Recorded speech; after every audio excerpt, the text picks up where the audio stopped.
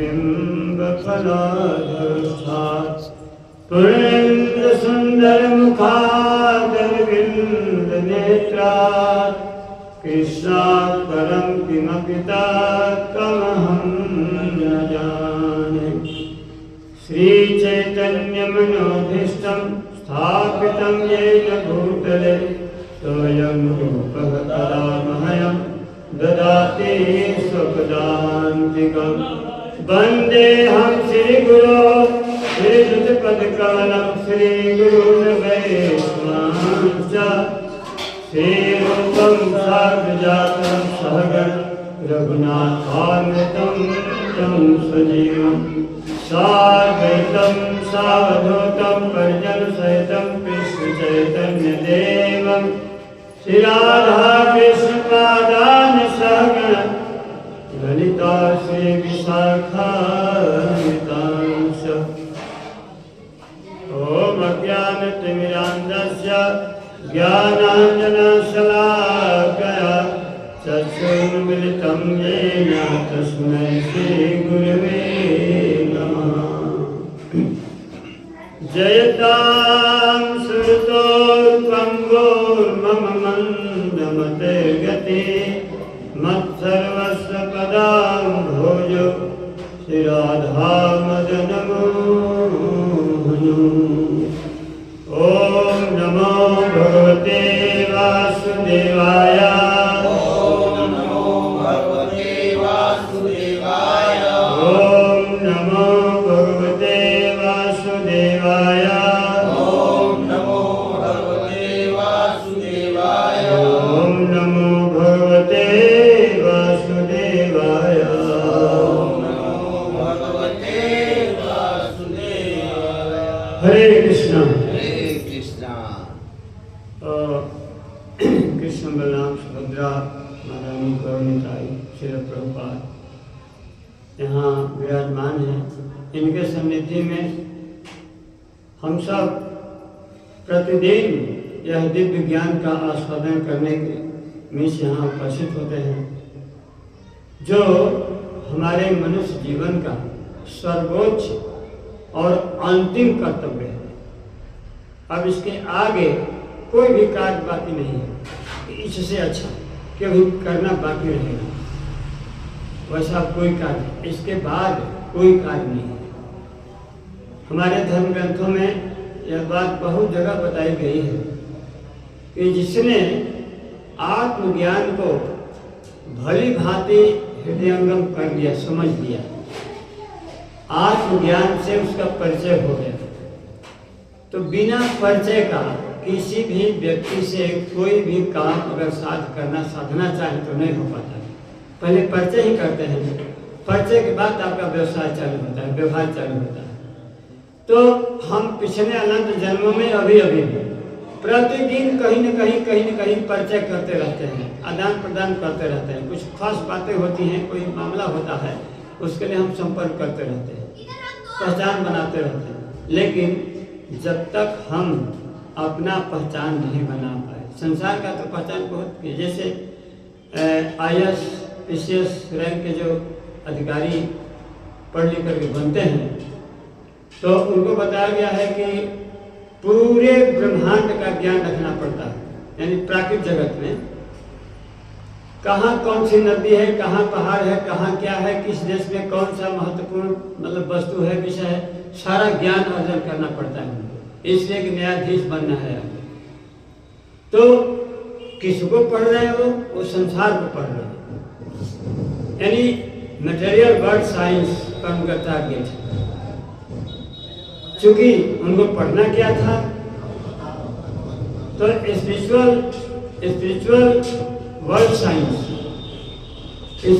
World science में उनका प्रवेश होना था, लेकिन उन्होंने क्या पढ़ा? Material world science. तो मटेरियल वर्ल्ड साइंस में पढ़ाया क्या जाता है? जो क्षणिक है, टेम्परेरी है, असत्य है, उसमें उनका 35 साल का समय गुजरा है।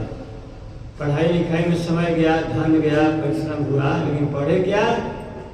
IAS PCS हालांकि प्राकृतिक जगत में उसका वैल्यू है, इस प्राकृतिक जगत में वैल्यू है, लेकिन उस वैल्यू का भी मतलब कोई मूल्य नहीं है। मूल्य तो है, आत्मज्ञान हो गया। कम से कम आप अपने को पहचान लिए, दुनिया को समझे चाहे नहीं समझे, अपने को समझ लिए, अपने को समझ लिए तो आपने कुछ समझ लिया। लेकिन अपने को समझने का प्रयास ही नहीं किया जाता। आज की शिक्षा प्रणाली ऐसी है जो लंदन वालों के द्वारा जब देश गुलाम था उस समय हमारे सनातन धर्म में जो शिक्षा की पद्धति थी उसको बिल्कुल उलट दी, उसको बिल्कुल निकाल दिए, हमारे कल्चर से निकाल दिए उस दिव्य शिक्षा को। जहाँ पर धनुर्वेद पढ़ाया जाता था, वायुवास्त्र पढ़ाया जाता था, जलाश पढ़ाया जाता था, और वो विद्यार्थी जब पढ़कर गुरुकुल से निकलते थे तो अब कहीं दरवाजा खटखटाने की जरूरत नहीं होती थी, सर्विस के लिए नौकर बनने की आवश्यकता नहीं होती थी। निकले, गुरुकुल से निकले और स्ट्रांग है, जिधर जाएंगे उसी क्षेत्र में उनका साख है। अब अलग से कोई प्रयास नहीं करना होता है। और आज की क्या स्थिति है कि ना हाई डिग्री डिप्लोमा प्राप्त हो गई, कहीं न कहीं फार्म अप्लाई करेंगे, फार्म अप्लाई करेंगे और डिग्री के साथ साथ नॉलेज ओवर है तब तो ठीक है, कहीं न कहीं नौकर बनेंगे, पढ़ा लिखा नौकर बनेंगे। तो पढ़ा लिखा नौकर भी क्यों बनते हैं? अपने इंद्रियों के पोषण के लिए, अपने इंद्रियों के तृप्ति के लिए और आत्मा के विनाश के लिए। और आप शरीर नहीं हैं, आप शरीर नहीं हैं, आप आत्मा हैं। और आत्मा का परम कर्तव्य है अपने कारण का पता लगाना। आत्मा का कारण कौन है बताइए? हमारे आपके आत्मा का कारण कौन है? शरीर का कारण तो माता पिता है। यह जो शरीर हमको आपको मिला है ये माता पिता के द्वारा मिला है, उनके रज बीज के द्वारा यह शरीर का निर्माण हुआ है। आत्मा का जन्म माता पिता नहीं देते, आत्मा तो डायरेक्ट परमात्मा का अंश है। तो आत्मा का कारण है परमात्मा। परमात्मा मीन्स भगवान श्री कृष्ण। तो हम अधूरा कब तक हैं? जब तक केवल अपने इस पार्थिव शरीर के संबंध में ही पढ़ाई लिखाई जो भी अनुभव किया, जो भी कुछ किया, बस शरीर के लिए किया, आत्मा के लिए कुछ नहीं कर सकते। इसलिए कि आत्मज्ञान की प्रणाली बहुत कठिन है और दिनों दिन कठिन होती जा रही है। कोई आवश्यक नहीं समझते। आज की शिक्षाविद जो बड़े बड़े डिग्री कॉलेज में, स्नातकोत्तर महाविद्यालय में जो टीचर हैं पढ़ाने वाले, वे लोग भी से छूटा है। उनको गवर्नमेंट के द्वारा प्राप्त सैलरी मिल गई, जितना दिन तक उनके मतलब पढ़ाई लिखाई का जो रोल है, जितने दिन तक उनका है उतना दिन तक केवल पैसे के पीछे वो सारा काम करते रहे। जितना भी पढ़ाई लिखाई किए उनका निशाना, उनका टारगेट पैसा, पैसा कमाए, इंद्रियों का भरपूर भोग उठाए, भोग किए। स्टैंडर्ड लाइफ कहते हैं संसार में खाने के, पीने के, सोने का, चलने का, सब जगह बिल्कुल स्टैंडर्ड है। गाड़ी स्टैंडर्ड है, पत्नी भी स्टैंडर्ड है, महल स्टैंडर्ड, सब स्टैंडर्ड है। लेकिन इसके अंदर सब ब्लंडर है। जहाँ टारगेट जहाँ होना चाहिए था वो बिल्कुल ब्लंडर है, ऊपर से सब स्टैंडर्ड है, लेकिन मेन चीज ब्लंडर है। तो भाई अगर आप सावधान नहीं रहे, इतना अनमोल मनुष्य जीवन पा करके यदि सावधान नहीं रहे, अपने ही क्षणभंगुर इंद्रियों की सप्लाई, इंद्रियों के विषयों की सप्लाई में ही पूरा जीवन बिता दिए, आपका मन, आपकी बुद्धि, आपका प्राण, आपका समय, आपका परिश्रम कहाँ गया? तो इंद्रियों को सप्लाई करने में। कितना सप्लाई करेंगे? नेत्र को जो है टीवी लाएंगे, विदेशी टीवी लाएंगे, नेत्र को थोड़ा सुख देने के लिए, उस पर भी गंदा भद्दा चित्र देखेंगे। फिल्मी दुनिया में समाहित होकर के आपका चित्त बिल्कुल दूषित होगा। टीवी ऑन करेंगे तो उसमें क्या आएगा? तो जैसा आपका चेतना है, जैसे चेतना में आप जी रहे हैं वही दृश्य देखेंगे। तो कभी कभी हम लोग भी बड़े बड़े महलों में जाने का अवसर मिला है गुरु महाराज के साथ। अभी उधर जाते हैं, बड़े बड़े शहरों जाने का अवसर मिलता है। उनकी टीवी महंगी होती है, बैठने के लिए सोफा सेट करोड़ों का होता है, लेकिन भाई मेरे उनके घर में भगवान के लिए कुछ नहीं होता है। अब देखिए, उनको कहेंगे स्टैंडर्ड लाइफ, वो क्या कहेंगे एडवांस फैमिली। एडवांस फैमिली तो किस मायने में एडवांस फैमिली है? करोड़ों का गद्दा है बैठने वाला। और अब साइंस में पता नहीं क्या क्या कैसे क्या क्या हुआ, तो हम लोग नहीं गए, इतना तक देख पाए। उनके घर में भगवान के लिए कहीं कोई जगह नहीं है, बल्कि 2-4 गो कुकुर हैं विदेशी, भगवान नहीं है। गॉड के जगह पर डॉग है। उस महल में एक कोने में भगवान के लिए मंदिर बना देते, फोटो ही रख करके उनका अर्चन पूजन आरती होता, भोग लगता। कम से कम घर के स्त्री बच्चे सबको एहसास होता कि मेरे घर में भगवान का भी मंदिर है। एक होता ना, एक मतलब क्या कहते हैं इसको, एक्टिविटीज हो जाता है कि मेरे घर में भगवान है। एक बच्चे को भी भगवान का भोग नहीं लगा, भगवान की आरती नहीं हुई, चर्चा होता है ना। जो वैष्णव है अपने घर में भगवान से जिनको प्रीति है तो अपने घर में ठाकुर जी को रखे हैं, भोग लगा, चर्चा होता है, भोग लगा, अरे अभी नहीं लगा तो भोग लगने के बाद किसी को प्रसाद वितरण किया जाता है वैष्णव के घर में, भक्तों के घर में। हालांकि उनके लेवल मिलाएंगे तो कुछ नहीं है। अब जिसका करोड़ का सोफा सेट है बैठने वाला, वो कितना बड़ा पूंजीपति वाला, लेकिन साधारण झोपड़ी में रहने वाला भी गरीब वैष्णव के घर में भगवान की आस्था है। तो अब मिला लीजिए कि कौन स्टैंडर्ड लाइफ है, कौन एडवांस फैमिली है। समय तो सबका बराबर जा रहा है, चाहे वो अरबों खरबोपति हो या बिल्कुल गरीब हो, नॉर्मल है, झोपड़ी में रहने वाला। समय तो सबकी एक गतिविधि से बीत रहा है। एक दिन वो भी शरीर का परित्याग करेगा, झोपड़ी वाला परित्याग करेगा, झोपड़ी वाला परित्याग करेगा तो भगवान की करुणा रहेगी उसके ऊपर। और वो जो महल वाला परित्याग करेगा तो कुकुर बनेगा, वो चिंतन, कुकुर का चिंतन करके मरेगा। ये स्थिति है आज। तो गंभीरता से स्मरण करके, सीरियस होकर के एकदम इस विषय को, दिव्य ज्ञान को हृदय में धारण करना है। और दिव्य ज्ञान की जब प्राप्ति हो जाएगी तो अब किसी ज्ञान की आवश्यकता नहीं रह जाएगी। अरे इसलिए भाई आत्मज्ञान हो गया तो अब काहे के लिए क्या पढ़ेंगे?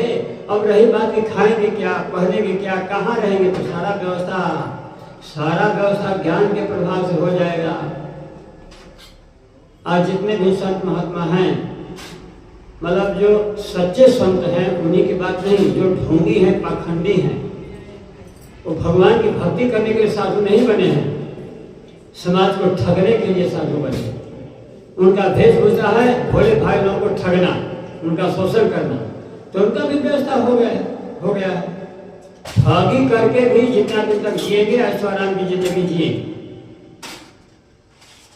लेकिन जब तक दिव्य ज्ञान हृदय में प्रकाशित नहीं हो रहा है तो आप अंधेरे में हैं, भूले हुए हैं, भटके हुए हैं, गंतव्य का पता ही नहीं है कि आपको कहाँ जाना है, ठिकाना का पता नहीं है।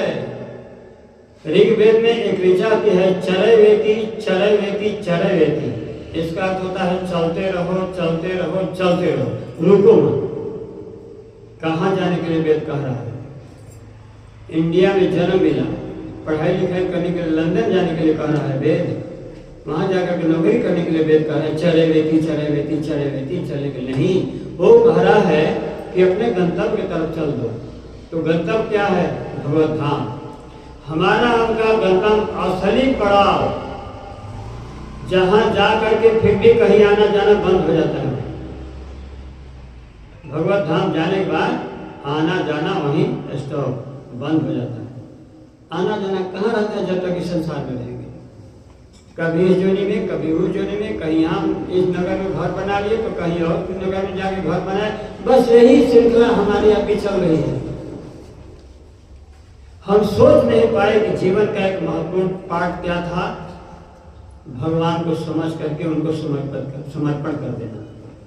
ये जीवन का अंतिम पार्ट है किसी का भी, चाहे वह विश्व सेठ हो, नगर सेठ हो या बहुत पढ़ा लिखा हो, उसका टारगेट बस एक ही है, सबके लिए एक ही टारगेट है, मंजिल स्टॉप करना है भगवत धाम जाकर। अब कहीं आना है ना कहीं जाना है, न कहीं नया रिश्ता बनाना है। एक बार जो रिश्ता बन गया बन गया, अब ये रिश्ता कभी टूटने वाला नहीं है। और ऑलरेडी यह रिश्ता बना हुआ है, हम तो यहाँ आकर के गुंडई कर रहे हैं ना, अपनी चला रहे हैं, अपना सोच कर रहे हैं, रंगदारी यहाँ दिखा रहे हैं। हमारा संबंध, हमारा कनेक्शन भगवान श्री कृष्ण से अनादि काल से है, और यहाँ किसी से कोई कनेक्शन नहीं है। यहाँ किसी से किसी प्रकार का संबंध नहीं है, और यहाँ का संबंध जहाँ भी हमारा आपका बनता है, कहीं भी किसी संबंध बनता है, वो टेम्परेरी होता है, उसमें धोखा होता है। हम हर तरह से बिला जाते हैं यहाँ संबंध जोड़ करके, कहीं के नहीं रह जाते, कहीं के नहीं रहते, इसलिए कि ये संबंध टेम्परेरी है, आज है कल नहीं रहेगा। लेकिन जैसे ही हम भगवान से संबंध बना लिए, तो यही संबंध था जो ढक गया था माया के प्रभाव से, घोर अज्ञान के कारण यह संबंध ढक गया था। इसका पता कब चला?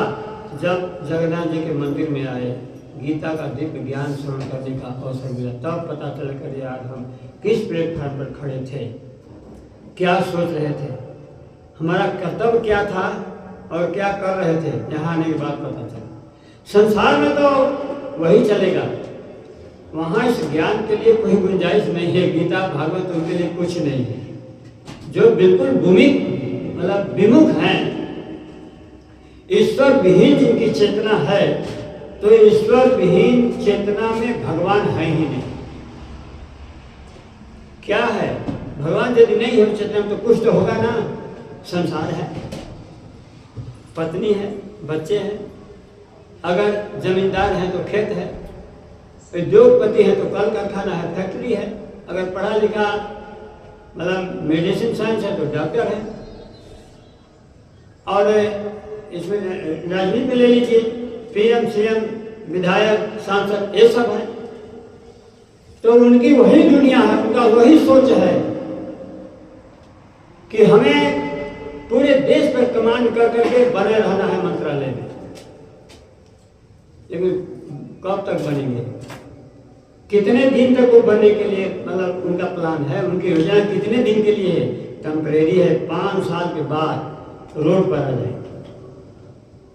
गरीब जनता के द्वारा उनको चयनित किया जाता है, चुना गया, तो यही जनता उनको वहां भेजती है और यही वहां से गेट आउट भी कर देती है। वो हारते हैं, अपने जीवन में कई बार हार का मुंह देखते हैं, लेकिन इसमें जो शरीक हो गए उनका जीत ही जीत है। हार तो कभी है ही नहीं, चाहे मन से करिए बिना मन से करिए, इस मंदिर में मन से आइए चाहे बिना मन से आइए, नाम जब मन से करिए चाहे बिना मन से करिए, वो नाम आपको ठिकाने लगा के दम लेगा। जैसे संसार में जो लोग रचे पचे हैं, उनको नरक में ठेका करके दम लेगा उनका कर्म। अगर ज्यादा थोक पाप किए हैं तो 28 प्रकार के, जिस प्रकार का पाप है, जिस प्रकार का अपराध है, उस तरह के नरक में जाएंगे। अगर थोड़ा नॉर्मल है तो 84 लाख प्रकार की जोनी में जाएंगे। ये जीव के साथ झगड़ा है। जीव को यह सजाए है कि अपनी वास्तविक स्थिति को न समझने के कारण वह संसार में पता नहीं कौन से भटक रहा है और आगे भी भटकेगा, इसलिए कि सदुपयोग नहीं कर पाया। ये जो शरीर मिला था, मनुष्य का जो शरीर मिला था, इसका सही जगह पर उपयोग नहीं कर पाया, सही विषय का निर्धारण नहीं कर पाया, चुनाव नहीं कर पाया, इसलिए भटकता रहेगा। और यहाँ का जो सुख कहते हैं, सुख, यहाँ का जो सुख कहते हैं, संसार का सुख एक भुलावा है, ठगी है, एक ठगी है, ठगे जाते हैं। 6 प्रकार की उर्मी है, उर्मी 6 प्रकार की उर्मी है, तो 6 प्रकार की एक भी उर्मी का जो शिकार है वो भगवान का भक्ति नहीं करेगा। 6 में एक भी जिसके जीवन में है वो भगवान की भक्ति नहीं करेगा। उर्मी क्या है? भूख और प्यास। किसी को खूब कड़ी भूख लग गई है, और उसमें कहा जाए कि आप आराम से बैठ करके नाम जप करिए, आराम से बैठ के कीर्तन करिए, वो करेगा? चित्त ही नहीं लगेगा, भागेगा वहां से, उद्र पूर्ति का प्रयास करेगा। कहाँ भोजन मिल जाए, कहाँ भोजन मिल जाए। कहा गया है ना कि भूखे भजन न होए को पारा, ये पकड़ लो ले कंची माला। तो 6 उर्मी है, भूख, प्यास, सर्दी और गर्मी। बेहद किसी को ठंडा लग रहा है, उसमें नाम जप होगा, हाथ कटवाने लग रहा है। अब तो हाथ में माला लेकर जपना है, उसमें हवा लगेगा, कैसे जप करेंगे? कीर्तन भी करना है तो ठंड से सिकुड़े हुए हैं, रजाई ओढ़ करके सड़ेंगे, उसके अंदर के नाम जप करेंगे, कीर्तन करेंगे, मंगल आरती में आएंगे। सर्दी, गर्मी, भूख और प्यास, ये 4 उर्मी हुई। और 2 और है, सुख और दुख। तो अब प्रश्न खड़ा होगा कि भाई अब सुख में तो भजन हो सकता है, अब कह रहे हैं कि भजन नहीं होगा। तो गीता जी ने भगवान श्री कृष्ण की मतलब वाणी है कि भोग ऐश्वर्य प्रसक्ता नाम त्या परिचेतसाम व्यवसात्मका अव्यवसात्मका बुद्धि समाधो न विधीयते। सुख, अगर बेहद सुख है किसी को तो भी वो भजन नहीं करेगा, उस सुख का भोग करेगा, खाना पहनना, एंजॉय करना, उसके प्रति माला जप करके बैठ करके हरे कृष्णा करेगा। अब इतना संपदा का उपभोग करेगा ना, जो है पत्नी का फरमाइश पूरा करना है, बच्चे का फरमाइश पूरा करना है, इष्ट मित्र हैं, दोस्त मित्र हैं, तो उनका फरमाइश पूरा करना है कि नाम जप करने में समय लगाएगा अपना। तो अब इसका उदाहरण है भोग ऐसा प्रसक्ता नाम, जिसके घर में प्रचुर भोग की सामग्री है, प्रचुर, जिधर देखता भोग की सामग्री बिल्कुल ठसाठस भरा पड़ा है। प्रसक्ता, वो बिल्कुल आसक्त है, अपने संपदा में आसक्त है, अपनी भोग की जो सामग्री है, जो संसाधन है, उसमें विशेष रूप से आसक्त है। भोग ऐश्वर्य प्रसक्ता नाम चेतसा, तो जिसका चित्त संसार के भोग विलास में अभिनिविष्ट है, तो उसका जो है चित्त हर लिया गया, प्रसक्त हो गया, आसक्त हो गया। तो भोग ऐसा प्रसक्ता में क्या कही चेतसा, उसके चित्त हरण कर लिया गया। इंद्रियों के विषयों के द्वारा उसके चित्त पर कब्जा हो गया है। अब सोच नहीं सकता कि हमें भगवत धाम जाना है, कि व्यर्थ जीवन बीत रहा है, एक श्वास व्यर्थ, उसमें विचार नहीं करेगा, इसलिए कि तेरी संपदा आ गई, वो भूल गया उसी में। जैसे छोटे छोटे बच्चों को, अब इधर शायद बनता है कि नहीं बनता है, छोटे छोटे बच्चे जब रोने लगते हैं तो लकड़ी का खिलौना पेंट मार करके, लाल पीला हरा पेंट मारा हुआ बिल्कुल बच्चे को वो खिलौना हाथ में धरा देते हैं, तो उसको होता है कि बड़ा बढ़िया मिठाई मिल गई, अब मुँह में डाल के खुश हो जाता है। रो रहा था लेकिन लकड़ी का खिलौना मिल गया तो मुस्कुराने लगा कि बहुत बढ़िया चीज मिल गया है लकड़ी। लेकिन बच्चा का जो सोच है वो मानिए अगर बड़ा अच्छा मिठाई मिल गया मुंह में डालता, उसी प्रकार से हम लोग भी लकड़ी चूस रहे हैं। यहाँ का जो भी भौतिक संसाधन है, भौतिक सुख सुविधा है, एक अबोध बच्चा की तरह हम ठगे गए हैं। भोजन छाजन के लेकर के घर में जो भी सुख सुविधा आपका जहाँ भी आपका निशाना है घर गृहस्थी में, वहाँ ठगे गए हैं। तो भाई ठगे गए तो कम से कम समझने का प्रयास करें कि अब न ठगाए, जो बीत गई सो बात गई। एक गाते हैं, एक कौन ठगवा नगरिया लूटल रे कौन ठगवा नगरिया।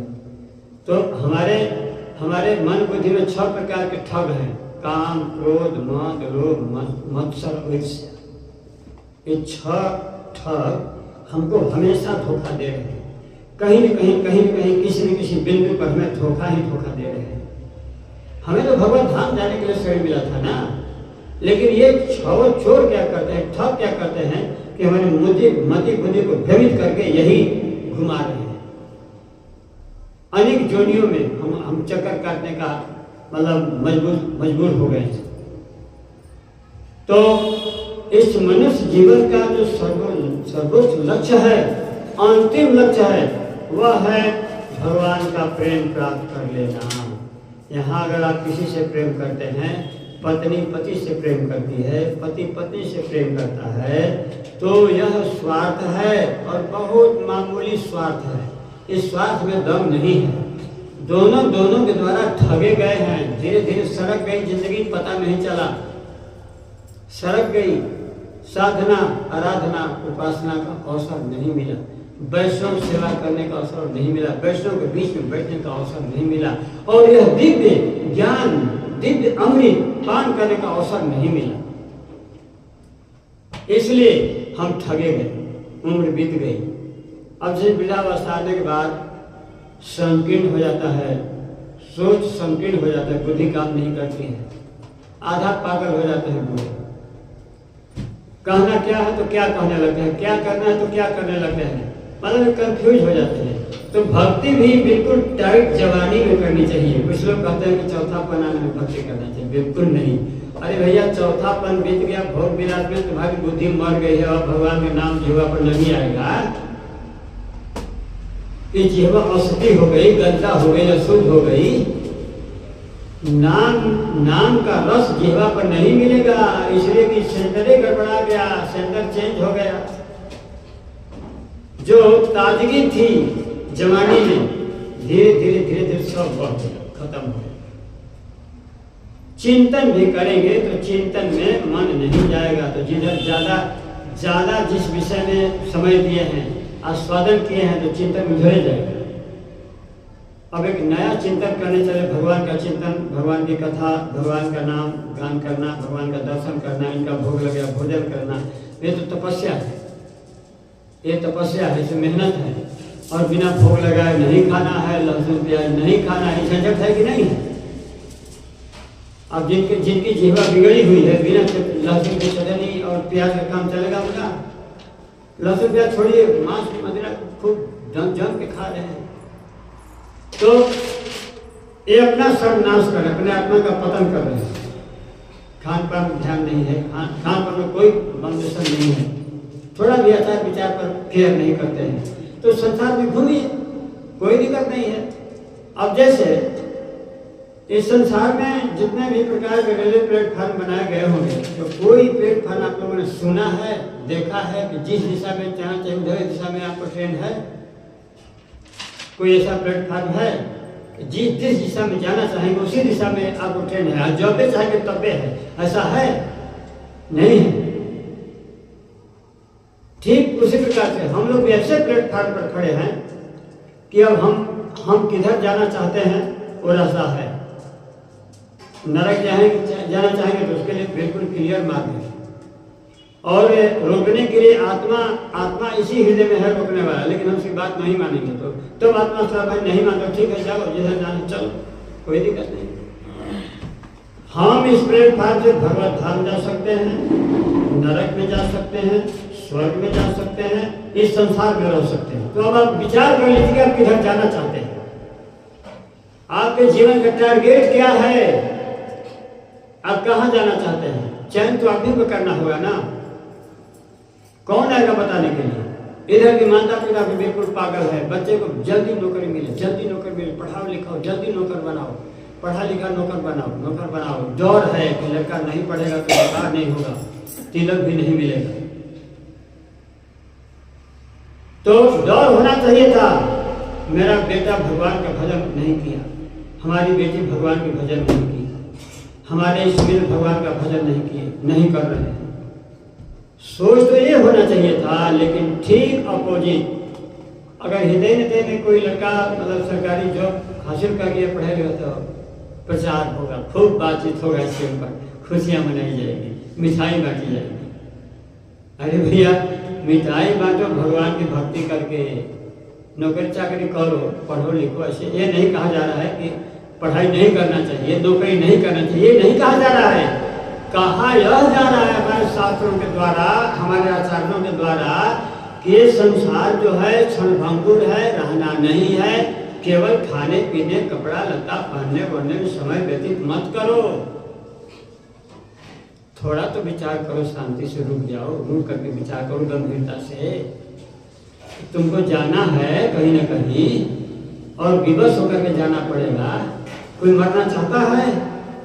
बूढ़ा से भी जाकर है कि अब मर जाओ, तुम मर जाओ, तो बूढ़ा भी मरना चाहेगा। हालांकि अब कोई सुख सुविधा भोगने के काबिल नहीं रह गया, भोजन भी उतना नहीं कर पाएगा, निद्रा भी नहीं आएगी, कोई लोग उसके सामने बैठेंगे भी नहीं, इसलिए खाए करेगा। बूढ़ा है तो कौन उसको पसंद करेगा? लेकिन वो भी मरना नहीं चाहता, यही रह करके सुख के चक्कर में है। तो आप लोग ईमानदारी से विचार करके देख लीजिए, किस उम्र में चल रहे हैं, कहाँ कहाँ सुख मिला, अनुसंधान करिए, पीछे जाइए, पिछला बैकग्राउंड में जाइए, कहाँ कहाँ सुख मिला, कहाँ शांति मिली, और आगे क्या प्लान है। आगे प्लान क्या है? प्लान है ना, चाहे बूढ़ा हो, चाहे बच्चा हो, जवान हो, स्त्री हो, पुरुष हो, सबका अपना अपना प्लान है, योजना है। तो योजना होनी चाहिए सर्वाधिक भगवत प्राप्ति की, वृद्धावस्था आने से पहले। आँख काम कर रही है, शरीर काम कर रहा है, ये वाणी बिल्कुल काम कर रही है, चेतना बिल्कुल अवरुद्ध है, तो भी जो है भगवान के नाम जप करके अंतःकरण को परिशुद्ध कर लीजिए, मन को पवित्र कर लीजिए, बुद्धि को पवित्र कर लीजिए, वरना पछताना पड़ेगा। अब फिर वापस वह दिन नहीं आएगा, जो अभी है वो बाद में नहीं आएगा। इसलिए सावधानी हटी, दुर्घटना घटी। सावधान होकर के नाम जप करिए, कीर्तन करिए, भजन करिए, जगन्नाथ जी के सामने समर्पित करिए अपने को, अपना जीवन जगन्नाथ जी के चरणों में समर्पित करिए। अब छोड़िए रंगदारी, और रंगदारी काम नहीं आएगी, वो बेकारी में बदल जाएगी, जो भी रंगदारी है बेकारी बदल जाएगी। समय आएगा उसको बिल्कुल पराजित कर देगा, वो स्थिति परिस्थिति बड़ी नहीं रहेगी। तो देश काल परिस्थिति को समझते हुए भगवत भजन में अभिनिवेश करना है, बिल्कुल आतुर चित्त होकर के भगवान की भक्ति में चित्त को समाहित करना है। यदि ऐसा नहीं हो पाया तो आपका पूरा जीवन व्यर्थ चला गया। अच्छा, कल तो हम किए थे गीता का ना,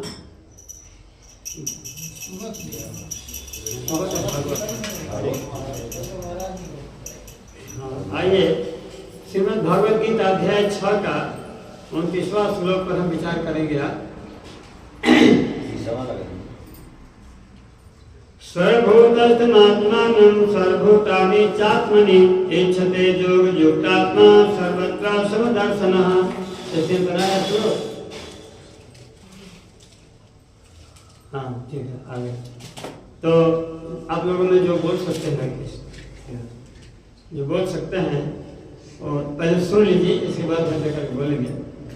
सर्वभूतस्थमात्मानं सर्वभूतानि चात्मनि इच्छते योग युक्तात्मा सर्वत्र समदर्शनः। सर्वभूतस्थमात्मानं, बोलिए, देखो, सर्वभूतस्थमात्मानं सर्वभूतानि चात्मनि इच्छते योग युक्तात्मा सर्वत्र समदर्शनः। बोलिए,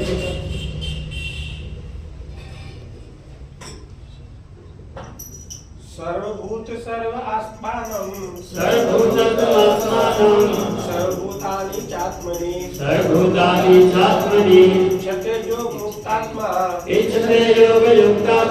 सर्वत्र समदर्शनः। सर्वभूतस्थमात्मानं सर्वभूतानि चात्मनि इच्छते योग युक्तात्मा सर्वत्र समदर्शनः।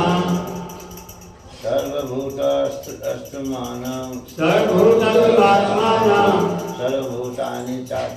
सर्वभूतानि चात्मनि इच्छते योग युक्तात्मा सर्वत्र सर्वदर्शनः।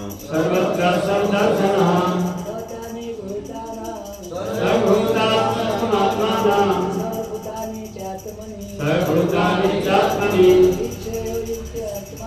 इच्छते योग युक्तात्मा सर्वत्र समदर्शनः। सर्वभूतात्मानं सर्वभूतानि चात्मनि एचते योगयुक्तात्मा सर्वत्र समदर्शनः सर्वभूतात्मानं सर्वभूतानि चात्मनि एचते योगयुक्तात्मा सर्वत्र समदर्शनः। ठीक है। सर्वभूतास्थं सभी जीवों में स्थित आत्मानं परमात्मा को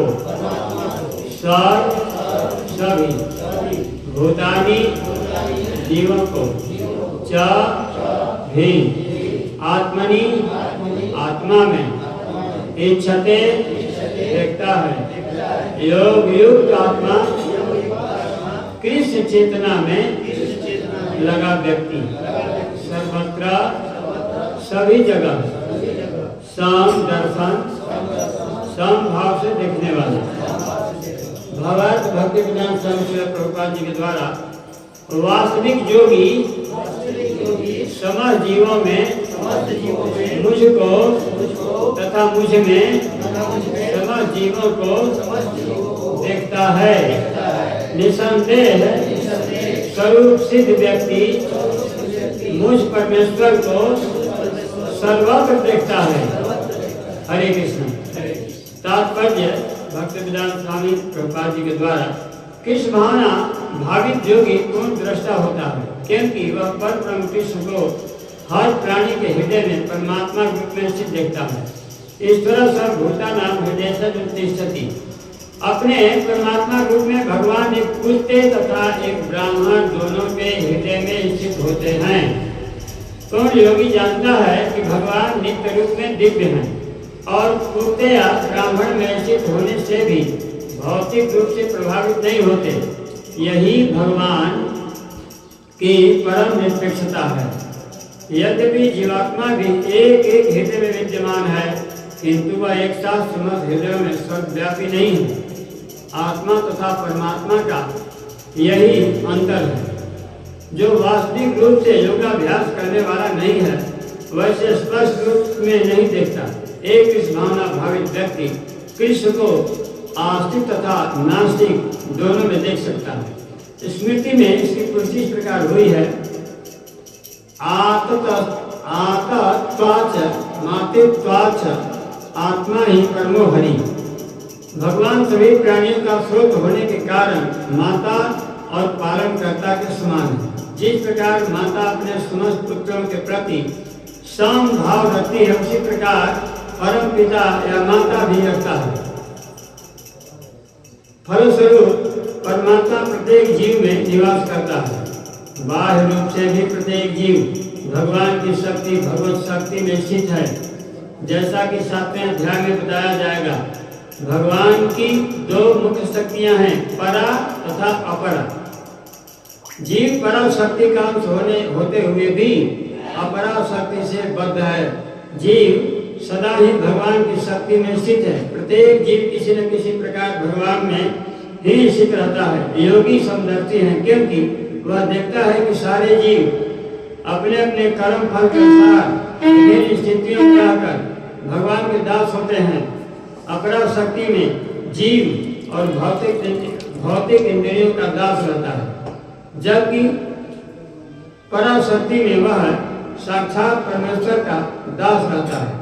इस प्रकार प्रत्येक अवस्था में जीव ईश्वर का दास है। इस भावना भावित व्यक्ति में यह समदृष्टि पूर्ण होती है। श्रील प्रभुपाद की जय। समय है, हो गया है। चलिए थोड़ा मैं बता देता हूँ। तो इसमें इस श्लोक के द्वारा प्रभुपाद जी हम लोग को क्या बताने जा रहे हैं? सर्वभूतस्मात्मानं। भूत कहते हैं शरीरधारी जीवों। इसलिए भूत कहते हैं कि अभी हैं किसी दिन नहीं रहेंगे, उसे भूत कहते हैं। तो केवल मनुष्य को भूत नहीं कहा जा रहा है, सारे शरीरधारी जीवा 84 लाख प्रकार की योनि में जितने भी देहधारी जीव सब भूत है। भूत शब्द का अर्थ होता है कि अभी अभी दिखाई दे रहे हैं, किसी दिन नहीं रहेंगे, और कोई उपाय नहीं उन्हें रोकने का, परमानेंट बनाए रखने का कोई भी उपाय आज तक नहीं बना। मोबाइल वैज्ञानिक बना दिया कि एक बटन दबाए और पता नहीं कहां कहां से पूरा दुनिया भर से बात हो गई, 1 मिनट में कहां से कहां बात हो गई, लेकिन ऐसा कोई यंत्र नहीं बना कि किसी भी व्यक्ति को रोक लिया जाए, वो मरे मत, वो अमर बना दिया जाए। सारी दुनिया के वैज्ञानिक मिल करके कुछ कर पाए? बिल्कुल नहीं। और जो वैज्ञानिक है जो मोबाइल, वो भी मरेंगे, वो खुदे मरेंगे, वो बनाएंगे क्या? इसका पता लग पाया कभी? किसी ने पता लगाया? रोकने का कोई उपाय बना? नहीं बना, बल्कि मरने का उपाय बहुत बन गया। आज जो है इतना बढ़िया, इतना जल्दी जल्दी मरने का व्यवस्था कई फैक्ट्रियां खोल करके बनाया गया है। ये जो करिश्मा खाते हैं, राज दरबार खाते हैं, गुटखा खाते हैं, शक्ति खाते हैं, ये जल्दी मरने का प्लान है। जल्दी मारो। 18 साल का लड़का 60 वर्ष का बूढ़ा जैसा उसका चेहरा दिखाई दे, करिश्मा खा करके, ये शक्ति खा करके 18 साल का चेहरा में 60 साल का जो है वो दिखाई दे, इसलिए कि पावर लेस हो जाता है। इसमें डाला जाता है, क्या कहते हैं, रिफाइंड तेजाब डाल करके बनाते हैं, और उसमें थोड़ा टेस्टी डाल देते हैं मसाला, बड़ा मजा आता है। माकुर सब आगे थूकते रहते हैं घर की, और 1-2 पुड़िया से नहीं 50 पुड़िया दिन भर खाते रहते हैं। तो जीने के लिए लंबी आयु बनाने के लिए कोई भी रसायन फैक्ट्री तैयार नहीं कर रही है। जल्दी मरने वाला, जल्दी बूढ़ा होने वाला। और आज की स्थिति है कि आज की जो विवाहिता जो लड़कियां हैं, गर्भ धारण करती हैं, तो उन्हें हर 2 महीना 1 महीना 2 महीना में हॉस्पिटल लेकर क्या जांच कराते रहते हैं। ये विपत्ति केवल इस सड़े गले पदार्थ खाने की वजह से ये समस्या आई है। उसमें दम नहीं रहता है, जो जीव जाकर के गर्भ में प्रविष्ट हुआ है उसमें दम नहीं रहता है, कब मर जाएगा, थोड़ा सा भी कुछ गड़बड़ी हुई बस मर ही जाएगा। सोनोग्राफी कहते हैं ना, उसको हमेशा हॉस्पिटल ले जाया जाता है। गर्भे में ओझाई चालू हो गई, इंजेक्शन 2 बार टिकिया खिलाओ, ऐसा करो। वो जन्म भी लेगा, मान लिया जाए कि जन्म भी लेगा तो क्या करेगा वो? अरे जो नेचुरल बच्चे का जन्म देना है, पहले बताएं, काम करती थी, घर ही काम करके आए, प्रसव हो गया शाम को, दिन भर खेत में काम की, चाहे कहीं भी काम की, शाम को प्रसव हो गया। अब बिल्कुल स्वस्थ बच्चा, और आज तो घर में रखिए, खूब जुगा करके रखिए, काम मत कराइए, वजन मत उठाइए, चलिए मत, खड़ा मत रहिए, सारा परहेज है। इसके पीछे यही कारण है, वो जो गुटखा राज दरबार का जो वो केमिकल है, वो बीज को बिल्कुल सड़ा दिया है, उसमें दम नहीं है। तो जन्म मिलेगा, बहुत जल्दी मरेगा, बहुत जल्दी बूढ़ा होगा, अंधा होगा, चेतना शून्य होगा, विवेक शून्य होगा, विवेकहीन होगा, सब तरह के दुर्गुण आ जाएंगे उसके अंदर, और जिंदा जी मरा हुआ रहेगा। तो जितना भी प्लान अभी कलयुग महाराज का चल रहा है, सारे जीवों को जल्दी मार देना, समाप्त कर देना, और जिए तो अस्पताल में जिए, दवा मतलब दवा क्या पेटी भर में रखे खाने के, दवा पर जिए। ये प्लान कलयुग का है। तो इसमें बताया जा रहा है कि सभी भूतों में मुझे देखो, और लगभग ये तो पूरा हम खोल करके भूमिका में सब बता चुके हैं। सारे जीवों में भगवान कहते हैं कि सारे शरीरधारी भूत, मतलब भूत माने जीवों में मुझे देखो, वहां मैं हूं। जहां कह भी आपको दृष्टि जाती है वहां भगवान है, लेकिन ऐसा मानने के लिए तैयार नहीं है।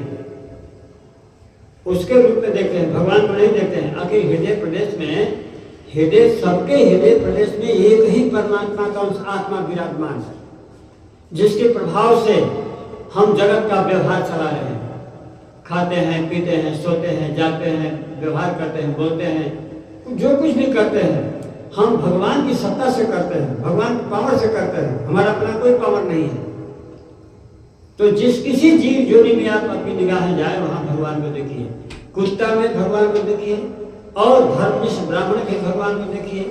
अरे भाई, चलाने वाले, कुत्ता को भी चलाने वाले भगवान हैं, वो जीव के रूप में भगवान हैं। और बिल्कुल विद्वान ब्राह्मण, धर्मनिष्ठ ब्राह्मण में भी भगवान ही हैं। अब जैसे उदाहरण से आप समझेंगे, जैसे पानी का सबसे बड़ा खजाना समुद्र है, सबसे बड़ा खजाना समुद्र है। तो उस समुद्र से पानी उठाइए या भारी नदी से उठाइए, छोटी नदी से पानी उठाइए, तो उस पानी को नहर में दिया जाता है। पहले नदियों से उठा करके नहर में देते हैं, नहर के बाद खेत में देते हैं। तो वही पानी समुद्र में था तो उसका दूसरा आकार था, नहर में आ गया तो उसका आकार बदल गया, है ना। खेत में गया तो जितना बड़ा वो टोकरा है उतना मेला वाला भर गया। पानी तो वही है लेकिन रूपांतर होता जा रहा है। पानी पर कोई असर नहीं है, चाहे वो नहर में है तो पानी है, खेत में गया तो पानी है। अभी खाने पीने के विषय में लीजिए, कुआं का पानी लेते हैं, टंकी का पानी लेते हैं, हैंडपाइप का पानी लेते हैं। उसको गिलास में रख दो तो गिलास का पानी लाओ, लोटा में तो लोटा का पानी लाओ, बाल्टी में तो बाल्टी का पानी। पानी तो वही है लेकिन रूपांतरित होता है। मतलब वो जिस जैसे पात्र में डालते हैं वैसे उसका नाम लेते हैं, उसका पानी लाओ, लेकिन पानी ही रहेगा। उसी प्रकार से जो परमात्मा है वो हर हृदय में अपने रूप में है। जैसे पानी जहां कहीं भी जा रहा है, भले उसकी रूपरेखा बदल रहा है, तो यानी कर्ता के द्वारा बदला जा रहा है।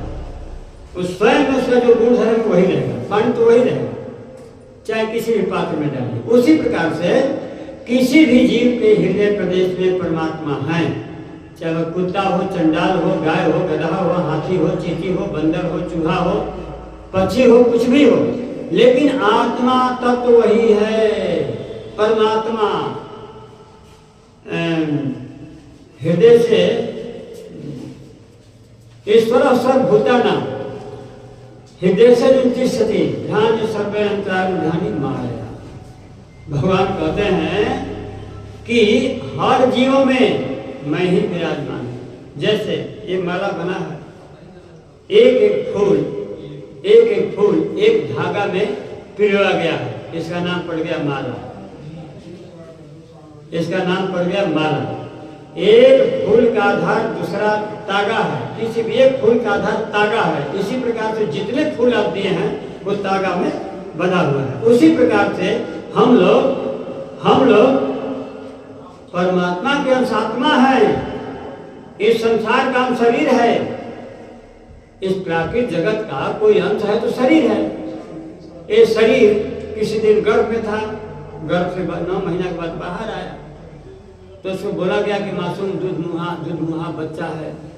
माँ का स्नेह मिला, सौभाग्य मिला, उसका बात्सल्य मिला, बात्सल्य ने पाली पोसी, उसको मतलब बिल्कुल कामयाब बनाई, युवावस्था लाई, माता के द्वारा सेवा किया, माता पिता को मिल करके उसका पोषण किए। तो किसका पोषण किए? शरीर का, केवल शरीर का पोषण किए, शरीर का ज्ञान दिए। आत्मा का ज्ञान है माता पिता को नहीं तो कैसे देंगे?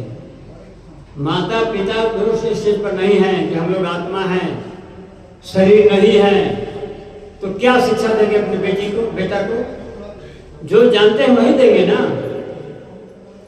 नहीं, कोई सौभाग्यशाली बेटा या बेटी है जिसे ऑलरेडी उसके माता पिता वैष्णव है, भगवान से उनकी प्रीति है, भगवान से उनका संबंध है, तो उनका टारगेट होगा मेरे बच्चे भी भगवान की भक्ति में लग जाए। जब तक जिए संसार में रहे अपने कर्म बल, तब तक भगवान के साथ में रहे, भगवान को साथी बना करके रहे। संसार वाले कितना हो साथी बना लीजिए, टेम्परेरी हैं, कहीं न कहीं बिछुड़ जाएंगे, कभी न कभी से वियोग हो जाएगा। लेकिन भगवान एक ऐसे पक्का साथी हैं बिछड़ने का नामो निशान नहीं है, इसलिए कि सजातीय तत्व है भगवान, जीवात्मा के सजातीय है। सजातीय का अर्थ होता है कि एक ही ग्रुप का तत्व हो, एक ही ग्रुप हो, उसमें अलग कोई ग्रेड ना हो, उसे सजातीय कहते हैं। तो जीव जो है वह परमात्मा का अंश है, परमात्मा का अंश है। और प्राकृतिक जगत व्यामोह में आकर के, इसे मतलब प्राकृतिक जगत में आकर के, घोर अज्ञान की श्रृंखला में आकर के अपना वास्तविक स्वरूप खो दिया, भूल गया। तो सर्वभूतात्मात्मानं चात्मनि, सभी भूतों में मुझे देखो, सभी भूतों में मुझे देखो और मुझ में सभी भूतों को देखो। तो यदि हम अपने ही आत्मा को कुत्ता में देखते हैं तो कुत्ता को हम अनादर करेंगे, मारेंगे, पीटेंगे, उसको सजा देंगे। अपने ही आत्मा को सर्प पे भी देखें, जब उस स्तर पर पहुंच जाएंगे तो सर्प को नहीं मारेंगे, इसलिए कि वही जो आत्मा मेरे अंदर है वही आत्मा सर्प के अंदर भी है। तो जैसे इस तरह की चेतना बन जाती है तो सर्प भी नहीं काटता है, भूल जाता है। शेर भी किसी को छुएगा नहीं, दंडवत प्रणाम करके हट जाएगा जब उस तरह की स्थिति आ जाएगी तब। लेकिन जब तक भेद बुद्धि रहेगी, मैं आदमी हूँ, वह सांप है, वह कुत्ता है, ये भेद बुद्धि है। तो इस श्लोक में यही समझाया जा रहा है कि भाई इस प्लेटफॉर्म पर आ जाइए कि किसी भी जीव के हृदय प्रदेश में मुझे देखिए, मुझ परमात्मा को देखिए। तो जोगी लोग योगाभ्यास से, वैष्णव भक्त लोग नाम जप के प्रभाव से वो आत्मा पर आरूढ़ है, आत्मा रूढ़ है, आत्मा पर आरूढ़ है। उनका जो है अब क्या कहते हैं, आधार आत्मा हो गया, शरीर नहीं। शरीर का संबंध धीरे धीरे ढीला होता जा रहा है, संबंधियों से आवागमन, संबंधियों से मिलना। कई भक्त अपना जो है रियलाइजेशन दिए हैं, हृदय नेते में जाते हैं, मामा गांव जाते हैं, बुआ गांव जाते हैं। अभी एक भक्त आए थे रांची से, वो रामश्याम प्रभु के शायद भांजा है, वो कह रहा था कि हम मामा गांव जाते हैं तो मामा बोलते हैं, मामा के लड़के बोलते कहो अबे ये उम्र में हो, शादी हो गया हो, ये क्या कर लगे हो, इतना लंबा इस टीका कंठी बोले बड़ा हो, ये तो जीवन के सुखे नहीं भोगला, अबे छोड़ देला। वो बता रहे थे सारे भाई जुड़ते हैं, मामा जुड़ते हैं, सब लोग यही बात करते हैं, यही उम्र में यही उम्र है साधु बन के। अब देखिए कहाँ वो चेतना है। उनको रिश्तेदार कहेंगे ना, उनको मामा कहेंगे ना, वो मामा के लड़के को भाई कहेंगे ना, वो भाई है, कसाई है, वो मामा है, ड्रामा है। भक्ति से विचलित करने वाला व्यक्ति दुश्मन है। भगवान के शरण में जाने में जो बाधा बनता है वो मित्र नहीं है, वह बाप भी बाप नहीं है, पाप है। अपने बच्चों को, बच्चियों को जो भगवान के नाम में जाने से मना करता है, दलील करता है, वो बाप नहीं है, पाप है। अम्मा डाइन है, वो कभी भी अपने बेटे